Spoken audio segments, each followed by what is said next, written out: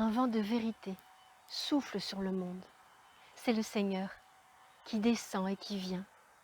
Il vient et visite chaque maison. Crois-tu qu'il ne fait que passer ou s'enfuir? Non. Là où les foyers sont unis, il reste.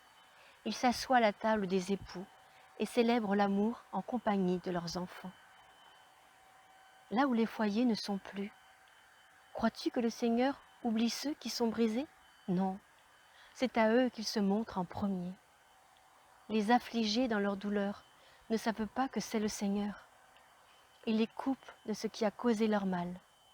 Il soigne leur cœur et les veille comme une mère. Il les dépose sur les berges de son propre amour. Là, ils peuvent se reposer. La vérité est une vérité d'amour. Il n'en existe pas d'autre. Tous ceux qui se font artisans d'autres vérités se trompent et provoquent leur propre chute. Et leur esprit égaré veut faire tomber aussi le cœur pur. Mais le Seigneur est épris du cœur pur.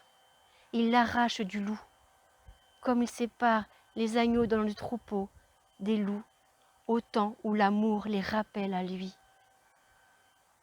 Il y a un temps d'amour pour chaque âme, le sais-tu?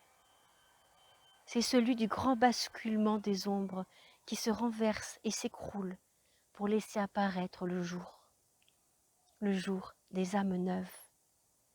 Lavées par le sang des larmes et des épreuves, elles ne pourront plus tomber, car le Seigneur les a faites siennes.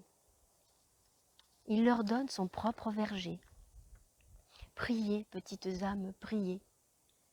Et quand les forces vous quittent, et quand les ombres vous guettent, criez vers le Seigneur. Plus promptement que le vent, il viendra sur vous. De son propre corps glorieux, il fera une muraille de lumière autour de vous.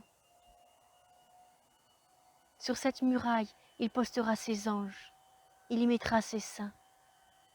Que craindrez-vous alors, tandis que soufflera la tempête? Vous n'aurez qu'à vous abandonner au grand amour de Dieu, et il fera le reste. Peux-tu douter que le grand amour de Dieu fera le reste quand il a tout créé? Le ciel, la terre, les eaux, les pierres, les plantes, les créatures. Quand il t'a prêté vie, que fit-il? Il souffla sur les eaux inertes du vide, et une âme, ton âme, fut créée. Une âme sortie tout droit de son amour. Ainsi les âmes sont de Dieu et doivent se laisser conduire, instruire par l'amour pour lui donner corps et vie sur cette terre en lui offrant le temps de leur vie. Ne crains pas l'aventure de l'amour.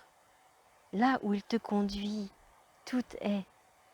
Et sa force est celle qui fait s'enfuir la mort et toutes les forces obscures qui tentent de t'en détourner.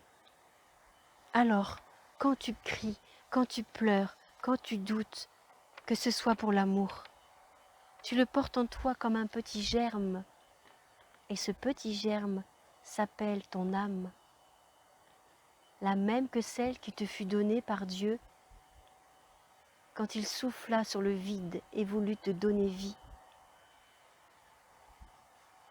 Le germe pousse et fait grandir ton être dans ce qui est bon pour lui, et alors il t'accomplit. Alors vis et ne crains plus les ombres. Enfant de Dieu, tu appartiens à la lumière et tu vas lui donner vie.